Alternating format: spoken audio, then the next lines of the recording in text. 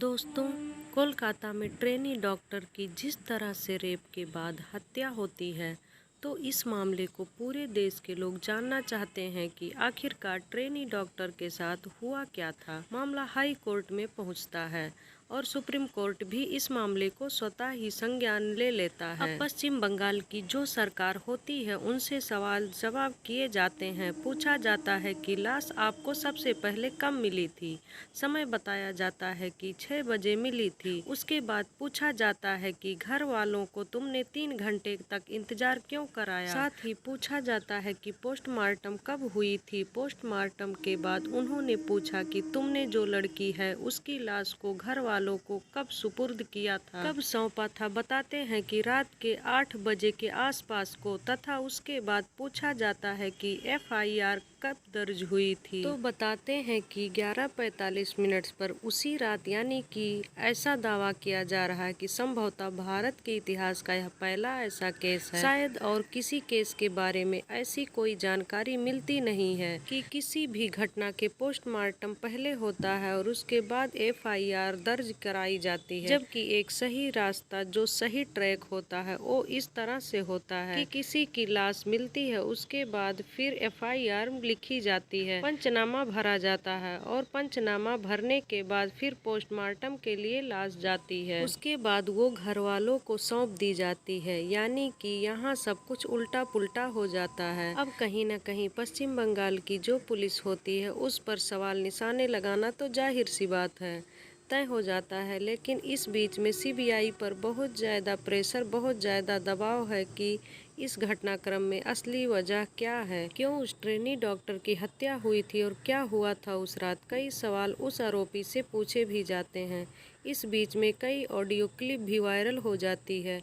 किसी audio clip के viral होने के बाद उसका ट्रांसलेशन करने के बाद बताया जाता है कि उस जगह 5 डॉक्टर होते हैं, कोई बताता है 7 डॉक्टर होते हैं, तो कभी 12 डॉक्टरों का जिक्र भी आता है अलग अलग ऑडियो क्लिप में। शायद कहीं ऐसा तो नहीं कि मामले को गुमराह करने की कोशिश की जा रही है। लेकिन हम एक बार फिर से इस मामले को समझने की कोशिश करते हैं कि आखिरकार जब से इस घटना की शुरुआत हुई थी और आज तक हुआ क्या है और आगे क्या होने की संभावना है, क्योंकि 12 अगस्त 2024 को CBI इस मामले की रिपोर्ट भी सौंपेगी कि उन्होंने अब तक अपनी क्या क्या इस मामले में कार्रवाई की है। आज की जो सच्ची घटना मैं सुनाने जा रहा हूं आपको, ये सच्ची घटना पश्चिम बंगाल की राजधानी कोलकाता की है। कोलकाता के RG कर मेडिकल कॉलेज हॉस्पिटल में 9 अगस्त 2024 को सुबह लगभग 6 बजे के आसपास का मामला था। चौथी मंजिल पर सेमिनार हॉल होता है, जहां पर कई बार डॉक्टर आराम करने के लिए पहुंच जाते हैं।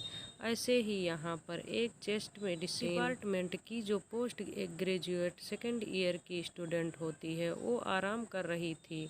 रात के लगभग 2 बजे के आसपास होती है। वो आराम करने जाती है। सुबह एक डॉक्टर उन्हें जगाने के लिए जाते हैं। मैडम, दिन का सुबह हो गया है, आप जाग जाओ। जैसे ही डॉक्टर वहां जाता है, जाने के बाद दरवाजा खोला जाता है तो पता चलता है कि ट्रेनी डॉक्टर सोई हुई थी। जिस तरह से अक्सर लोग सो जाते हैं तो अपने चेहरे पर, अपने माथे पर हाथ रख लेते हैं, कुछ इसी तरह से, कुछ इसी अंदाज में ट्रेनी डॉक्टर का हाथ रखा हुआ था। वो डॉक्टर दूर से देखता है और देखने के बाद वापस लौटकर चला आता है। उसे कुछ नहीं पता था कि यहाँ पर रात को क्या हुआ है, क्या नहीं हुआ है। उसने सिर्फ चेहरा देखा, बाकी का जो हिस्सा बताया जाता है कोई टेबल या किसी वस्तु के सहारे से वो ढका हुआ था, जिससे क्या बाकी का हिस्सा दिख नहीं पाया। कुछ देर के बाद फिर से दोबारा कोई कर्मचारी जाता है। उसने जो अपनी आंखों से जो दृश्य देखा था, वो पहला जो डॉक्टर था वो शायद इस दृश्य को देख नहीं पाता।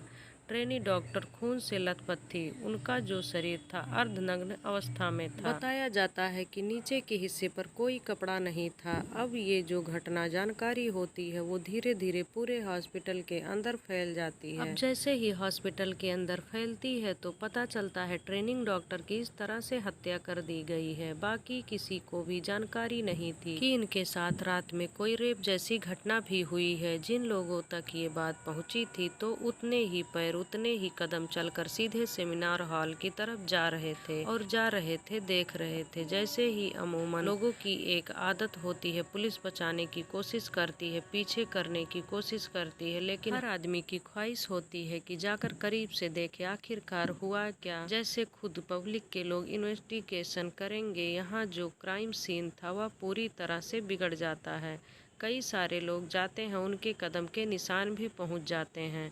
कई लोग ऐसे भी रहे होंगे जिन्होंने अपने अपने हाथों से जो सेमिनार हॉल की जो वस्तुएं थी उनको भी छूने की कोशिश की थी। इसलिए यहाँ क्राइम सीन पूरी तरह से बिगड़ जाता है। हालांकि अब यहाँ कोई नहीं जानता मानता था जिस मामले को अभी बहुत ही आसानी से लिया जा रहा है, यही मामला कुछ ही घंटों में सोशल मीडिया पर तैरने लगेगा। अब इलेक्ट्रॉनिक मीडिया, प्रिंट मीडिया, इस तरह मीडिया होती है। अब चाहे देश की हो या विदेश की मीडिया हो, जो इस मुद्दे पर चर्चा करेगी कोई नहीं जानता था। यही कारण है कि इस मामले की सूचना दी जाती है प्रिंसिपल को, और प्रिंसिपल ने भी इस मामले को उतनी गंभीरता से नहीं लिया। बताया गया कि सर फोटो देखिए, इस तरह से एक घटना हुई है। जब घटना के बारे में बताया जाता है तब डॉक्टर यानी कि जो प्रिंसिपल संदीप घोष हैं, उस फोटो को देखकर उनकी भी आंखें खुली की खुली रह जाती हैं।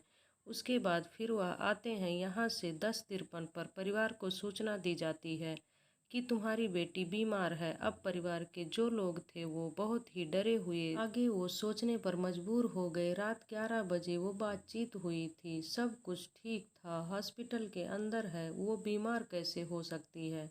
उनको थोड़ी परेशानी बढ़ जाती है, इसलिए पिता ने एक बार नहीं कई बार फ़ोन लगाया बेटी की हालत जानने के लिए। बेटी कैसी है, ठीक है कि नहीं है, क्या हुआ।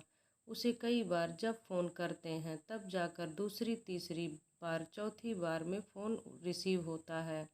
फ़ोन रिसीव हो जाता है, उधर से बताया जाता है कि आपकी बेटी ने अपनी जीवन लीला समाप्त कर ली है। परिवार वालों को बहुत ज़्यादा आश्चर्य डालने वाली बात लगती है। माता पिता जो आसपास के लोग थे वो सीधा दौड़ते हुए हॉस्पिटल पहुंचते हैं। वहां जाते ही अपने बेटी से मिलने की कोशिश कर रहे थे, लेकिन 3 घंटे तक उन्हें इंतजार कराया जाता है और माँ बाप अपनी बेटी से ही नहीं मिल पा रहे थे। अब पुलिस और कुछ सूचना भी दी जाती है। प्रिंसिपल या स्टाफ के जो लोग थे क्या खिचड़ी पका रहे थे। शायद उनके दिमाग में चल रहा होगा कि मामला अगर इस हॉस्पिटल से बाहर जाएगा तो बहुत सारी बदनामी होगी, इसलिए कोई न कोई रास्ता निकालते हैं। यही बात थी कि सेटलमेंट की बात भी शायद सामने आती है, जो सोशल मीडिया पर और अलग अलग प्लेटफॉर्म पर वायरल भी होती है। लेकिन परिवार वालों को अपनी बेटी से बहुत मोहब्बत थी, यही कारण है कि उन्होंने इस बेटी के मिलने वाले मुआवजों को भी ठुकरा दिया था। उन्होंने कहा कि जो भी आरोपी है इस मामले की जाँच करिए, निष्पक्ष जांच करिए, इकलौती बेटी है, अब क्या कर सकते हैं, उनका तो सब कुछ खत्म हो गया, समाप्त हो गया। ऐसी बातचीत होती है। उसके बाद फिर पुलिस पर जब दबाव पड़ता है तो पुलिस ने सीसीटीवी कैमरे खंगालना शुरू किया। अब सीसीटीवी कैमरे में खंगाला गया तो पता चलता है कि सेमिनार हॉल के बिल्डिंग के इर्द गिर्द चारों तरफ 2 4 6 लोग थे जो आ जा रहे थे। तभी पुलिस को लगा कि इस मामले की जांच करनी चाहिए। अब मामला पश्चिम बंगाल की सरकार तक पहुंच जाता है। एसआईटी गठन कर दी जाती है। देखा जाता है कि जब यहाँ पर पुलिस वाली इनकी एसआईटी की टीम पहुँचती है, जाकर देखती है तो लाश के पास उन्हें एक ऐसा वस्तु मिलती है जो ब्लूटूथ होता है। अक्सर लोग मोबाइल में लगाकर अपना गाने सुनते हैं या फिर बातचीत करते हैं। अब उसका मिलान किया जाता है कि ये ब्लूटूथ किसका है और उस ब्लूटूथ को हर किसी के फ़ोन से कनेक्ट कर देखा जाता है। एक वो फ़ोन कनेक्ट हो जाता है। पता चलता है एक व्यक्ति जिसका नाम संजय राय होता है, जो कि कोलकाता की पुलिस कल्याण बोर्ड का एक सिविक वॉलंटियर हॉस्पिटल के अंदर अक्सर आना जाना होता है। वो सीसीटीवी में भी दिखाई दे रहा था, और जब उसके कमरे की जहां वो रह रहा था, जहां वो जाता है, वहां की जांच पड़ताल की जाती है तो पता चलता है कि उसके शूज पर ब्लड के निशान पाए जाते हैं। महिला डॉक्टर क्या पोस्टमार्टम कराया जाता है। पोस्टमार्टम से पता चलता है कि अब मुंह से भी खून निकल रहा है, आँखों से भी खून निकल रहा है और प्राइवेट पार्ट से भी खून निकल रहा है।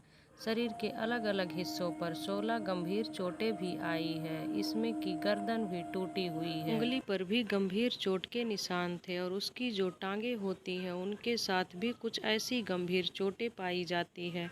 इतना ब्रूटल जो ये सीन होता है, इतना बेरहमी तरीके से इस क्राइम को अंजाम दिया जाता है। तो पुलिस अपने स्तर से जांच कर रही थी कि पुलिस को यह मामला 9 अगस्त 2024 को मिलता है।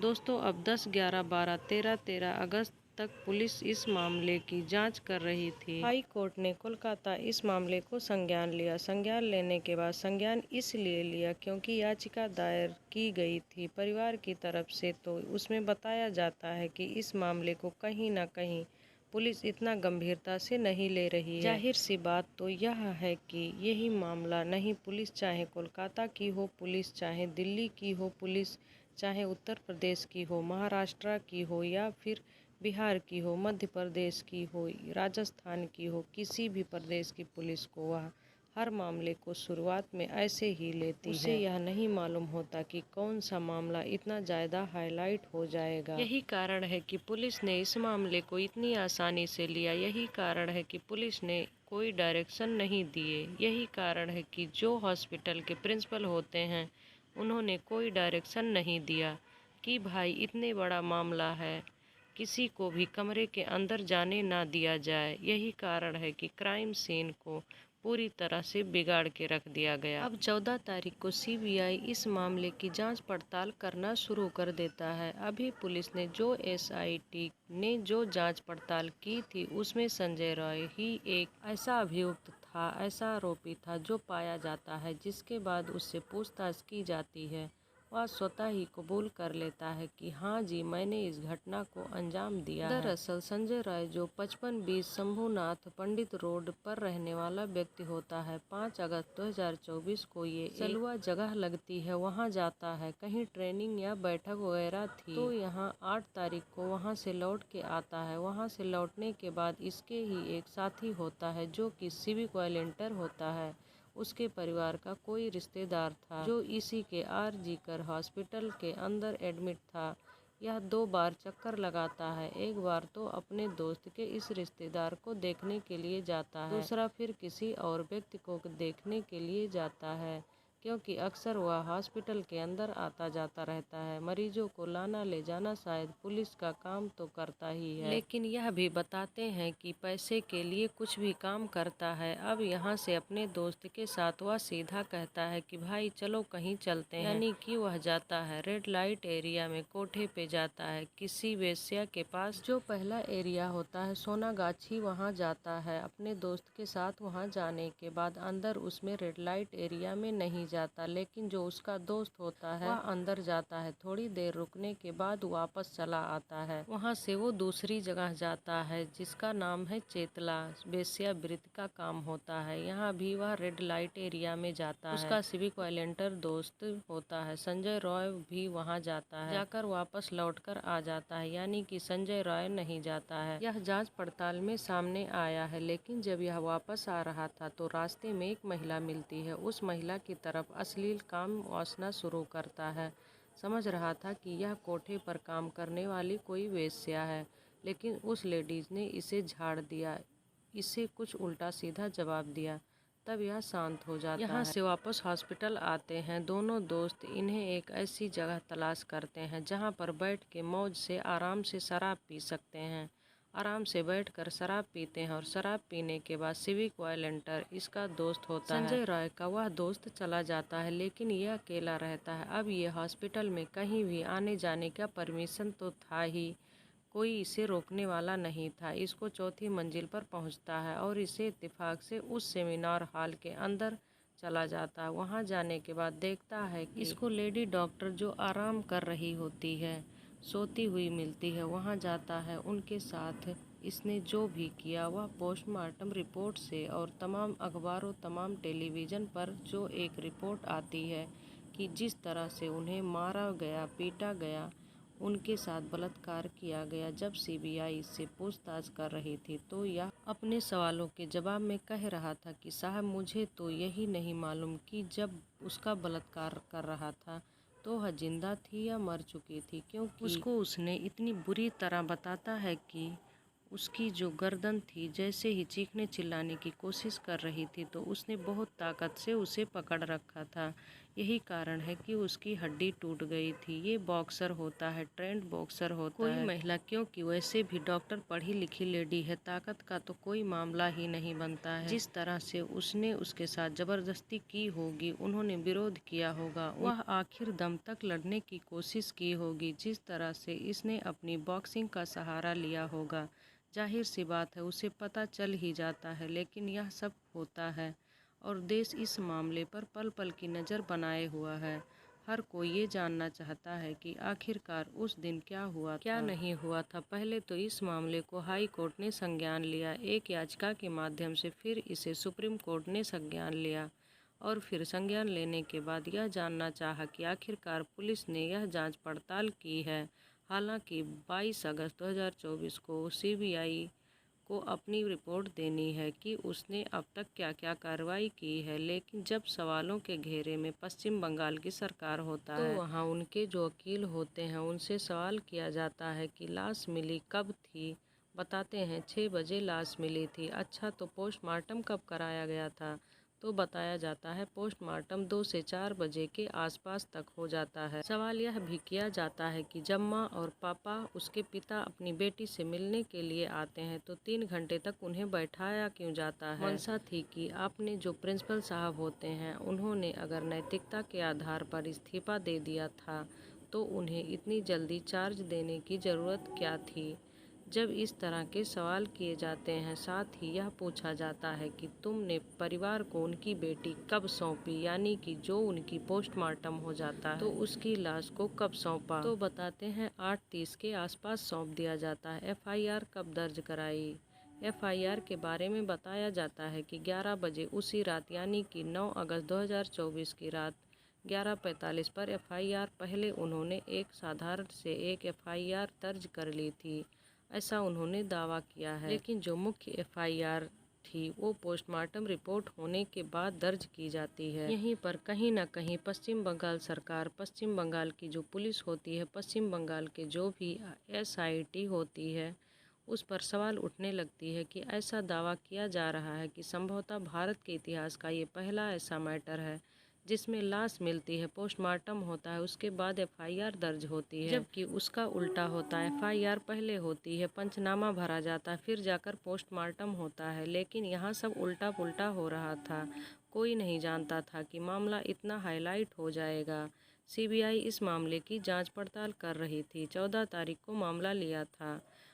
15, 16, 17, 18, 19, 20, 21, आज वो जो तारीख है 21 अगस्त है और जो आज मैं इस कहानी को सुना रहा हूँ। लेकिन सीबीआई ने जो इस मामले में अभी 8 दिन तक जो अपनी जांच पड़ताल की है, 2 ही लोग उसके नज़र में आए हैं।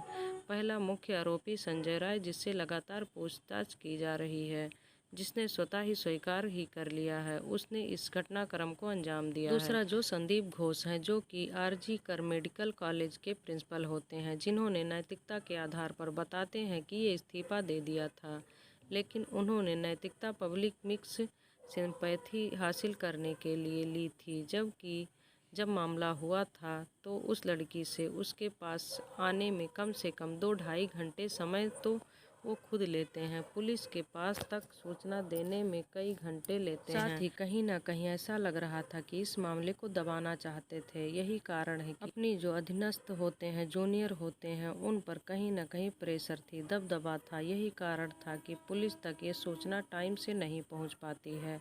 हालांकि अभी सीबीआई जांच कर रही है और जांच के बाद जो भी निकलेगा वो जाहिर सी बात है, जिसमें 90% जांच तो एसआईटी कर चुकी थी, कोलकाता की पुलिस कर चुकी थी। वही जांच जो बाकी 10% जांच है सीबीआई ने, जो 22 अगस्त 2024 को सबके सामने आ जाएगा। साथ ही पोलोग्राफी टेस्ट कराने की बात आई है। संजय रॉय को पोलोग्राफी कराने का मतलब यही है कि जो इसने अभी तक बोला, कितना सच कितना झूठ है, क्या क्या नहीं बोला है, इसके बारे में बात चल रही है। लेकिन अगर हम अगली बात करें तो सीसीटीवी कैमरे में जो व्यक्ति दिखाई दे रहा है वो संजय रॉय ही निकलता हुआ दिखाई देता है और इसके अलावा और कोई सीसीटीवी वहां पर है भी नहीं। अब इस स्थिति में तो यह पता चलता है कि इस पूरे मामले में संजय रॉय है। लेकिन जिस तरह से सीमन की बात आती है, 151 mg सीमन मिला है, उसमें एक से ज्यादा कई पुरुष भी हो सकते हैं। साथ ही जो कुछ ऑडियो क्लिप है वो वायरल हो रही है, जिसमें बताया जाता है कि 4 डॉक्टर एक महिला साथ में खाना खाते हैं, उसके बाद फिर उसके साथ ट्रेनिंग डॉक्टर के साथ मारपीट करते हैं बहुत बुरी तरह से। और जो नशे की हालत में होता है संजय राय, उसको अंदर जाने दिया जाता है कि तुम जाकर कुछ भी करो। और ये सब कहानी फिर दूसरी कहानी भी आती है सामने की 7 डॉक्टर के ऑडियो क्लिप के बारे में आता है। कभी 12 डॉक्टर की ऑडियो क्लिप के बारे में आता है कि 12 डॉक्टर अंदर जाते हैं और वो उनके साथ ऐसा करते हैं वैसा करते हैं। लिखने वाले बाकायदा सीबीआई को टैग भी किया है कि इस मामले में जो चल रही है इसकी भी आप जांच पड़ताल करिए, इसकी भी आपसे जांच देखिए कि आखिरकार होता क्या है। अब ऐसी स्थिति है, पूरा किस्सा, पूरी कहानी, पूरा जो ट्रेनी डॉक्टर के साथ इसी तरह का एक मामला साल 2008 में हुआ उत्तर प्रदेश के गौतम बुद्ध नगर में आरुषि हत्याकांड। आपको याद रहा होगा पुलिस ने किस तरह से शुरुआत में इस मामले को बड़ी शिथिलता के साथ लिया था, गंभीरता से नहीं लिया। जिस साइंटिफिक तरीके से इस मामले की जांच करनी चाहिए थी, जिस तरह से एक एक सबूत को जुटाना चाहिए था, तो उत्तर प्रदेश पुलिस ने आरुषि हत्याकांड में इस मामले की जांच पड़ताल नहीं की और यह मामला बहुत तेजी से साथ उन दोनों हाईलाइटों हुआ था जैसे आज ट्रेनी डॉक्टर के साथ हो रहा है। इसके बाद यह मामला सीबीआई को सौंप दिया जाता है। सीबीआई इस मामले का जांच पड़ताल करती है। अब जांच पड़ताल करने के बाद कभी तो लगता है माता पिता ने इस लड़की को हत्या की थी और कभी लगता है किसी ने हत्या की थी, लेकिन यह मामला आज भी कहीं न कहीं पहेली बना हुआ है, अनसुलझा सा दिखाई देता है जिस तरह से है। अब आगे भविष्य में क्या होगा, कहीं ऐसा तो नहीं ये जो पूरा मामला ट्रेनी डॉक्टर का कहीं आरुषि हत्याकांड की तरफ नहीं जा रहा है कि पता चलेगा कि हाँ संजय रॉय है, उसके बाद कितने लोग थे, कितने नहीं थे, कितने इस घटनाक्रम का अंजाम दिया, कौन कौन इसके पीछे हैं, क्या चीज़ जिसको छुपाने की कोशिश की जा रही है, क्या ध्येय था, प्रिंसिपल का ध्येय था, बाकी डॉक्टरों का कितने सारे इसमें राज हैं, क्या वो सामने आ पाएंगे, नहीं आ पाएंगे। अगर ये जिस तरह मामला चल रहा है, जिस तरह सीबीआई और पुलिस ने जांच की है, तो आरुषि हत्याकांड की याद दिलाता है। बाकी इनकी पुलिस के और सीबीआई की अपनी बात की है, आखिरकार सही जगह पहुंच भी पाएंगे या नहीं, कुछ कहा नहीं जा सकता। दोस्तों जाते जाते मतलब आज इस घटनाक्रम को सुनाने का उद्देश्य है किसी को परेशान करना नहीं, किसी का दिल दुखाना नहीं, बल्कि आपको जागरूक करना है, आपको सचेत करना है। वीडियो को लाइक और चैनल को सब्सक्राइब कर दीजिए। फिर मिलेंगे अगले वीडियो में। दोस्तों आप सब लोग अपना ख्याल रखें, सुरक्षित रहें। धन्यवाद।